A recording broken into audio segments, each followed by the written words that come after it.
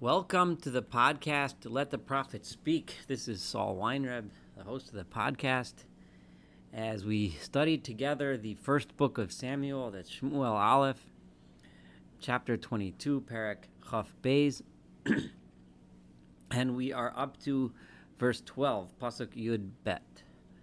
Vayomer Shaul, and Shaul said to Achimelech, who was the Kohen, who was the leader of the Kohanim in the city of Nov.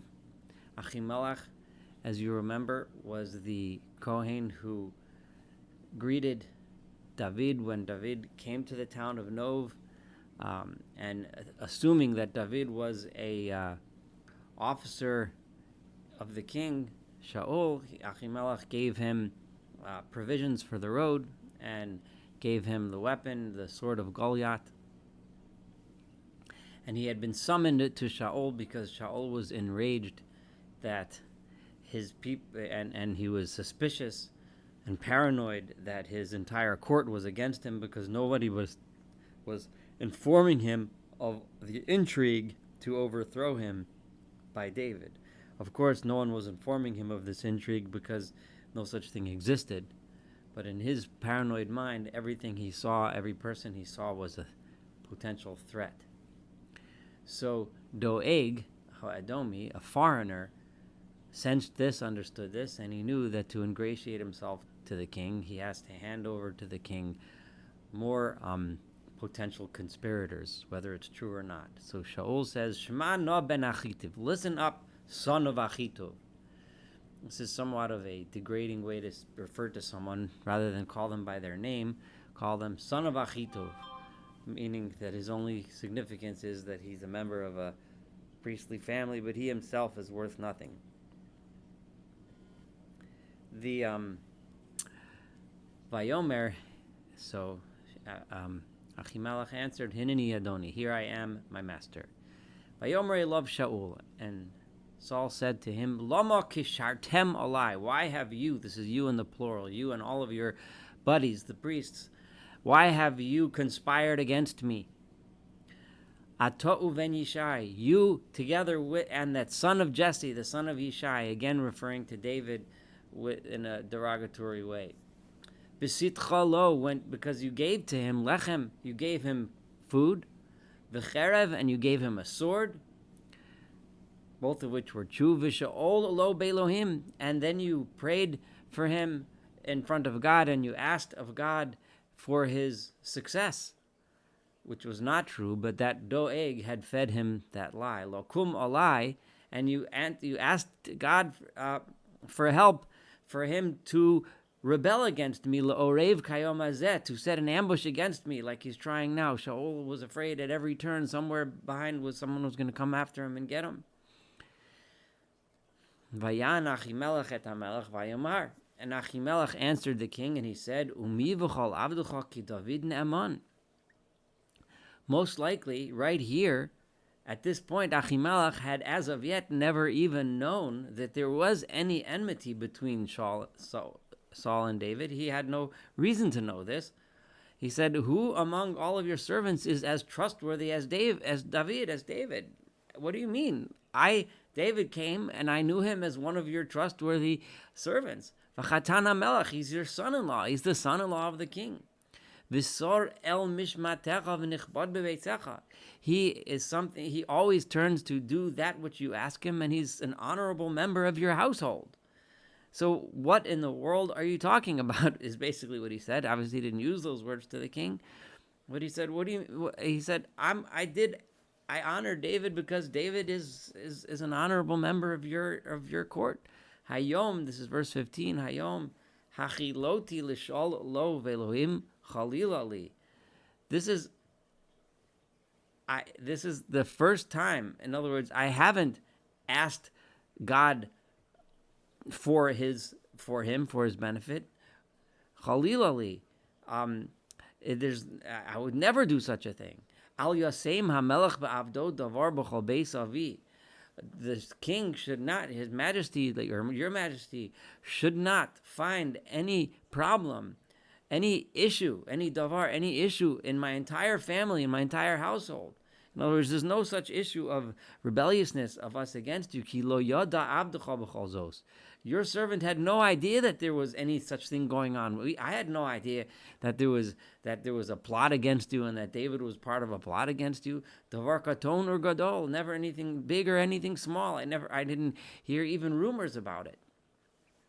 Vayomer hamelech, and the king, of course, in his state of mind and paranoia, just assumed that Achimelech was lying. And he said, Most tamus Achimelech, you are going to die. You and your entire family. Vayomer hamelech lo ratzim hanitzovim olav. And the king told the servants that were standing over him, Sobu, surround him, v'hamisu kohanei Adonai, and execute, kill all of these kohanim, all of these priests of God. Ki gam yodam im David, they are all together with David. V'chi yadu ki voreachu, because they knew that he was running. V'lo galu et ozni, they didn't reveal to me that he was running. V'lo avu avdei hamelech l'shloach et yadam. But the king's servants did not want to raise a hand, to send out their hands, l'fkoa b'kohanei Adonai, to hurt the priests. So the king made this awful command to execute all of the priests, and the people surrounding the king did not want to do it because they realized that this was wrong. So Vayomer hamelech lidoeg. So the king looked to his loyal servant Doeg, and the irony of this, the painfulness of this, was he turned to Doeg, who was not one of the people of Israel. He was in the king's court, but he was a foreigner of an enemy nation, of Edom. He didn't have a problem killing a bunch of Israelites. Sov ata, you turn ufgaba kohanim, you slaughter the kohanim. Vayisov Doeg ha'adomi, and Doeg ha'adomi turned towards them. Vayifgahu ba'kohanim, and he struck against the priests. Vayamas bayomahu, and he killed on that day shmonim v'chamisha ish, 85 men, nosei ephod bud, those that wore the ephod being the garment worn during the worship of God in the tabernacle, a linen ephod. Now, the people that refused to kill them did not protect them. Doeg single-handedly killed 85 people, or maybe Doeg had some helpers. The people that did not want to strike them down were not exactly kosher, not exactly great actors here. They refused to carry out the king's order, but they didn't fight the king's order, and they allowed Doeg to go about his this mass slaughter.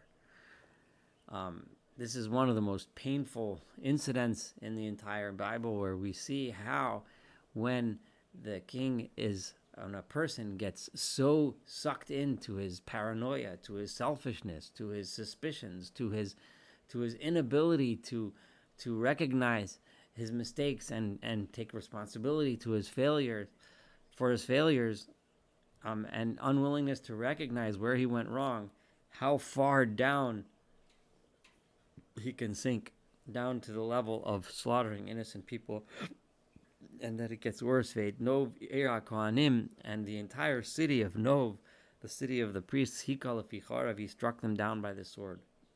Me'ish v'yad isha, man and woman, me'olel v'yad yunek, even children and babies, v'shor v'chamor v'seh, and all of their animals, l'ficharav, were put to the sword. Chazal, the rabbis point out, and it's striking how when Shaul was asked to put to the sword the enemies of the people, Amalek, the enemies that were that were a constant thorn in the side of the people of Israel, the enemies that were a bunch of bandits and thieves, he refused to carry out the order and kill everyone. And he spared the animals, he spared even their king. But over here, when it was his own selfishness involved, when it was his own arrogance and his own desire for power, he was willing to kill his own people all the way down to the Shor Chamor and Seh. So it's painful reading these words. It's difficult, but but it's important for us to learn this lesson of how far a person can go when they are not willing to accept responsibility, when they're not willing to learn the appropriate lessons that they should, and not willing to put the people over themselves and their own interest. And there was one boy, one young son of Achimelech ben Achitov, one son of Achimelech, who was the high priest, Ushmo Evyatar. His name was Evyatar. Vayivrach acharei David. He escaped somehow, didn't get killed in this mass slaughter, and he ran to join David, who was at the time, as we learned before, down at the Mitsuda, right, at the fortress. Where we studied before in the end of the last chapter. So Evyatar ran to him. Vayaged Evyatar le David, and Evyatar went and told David,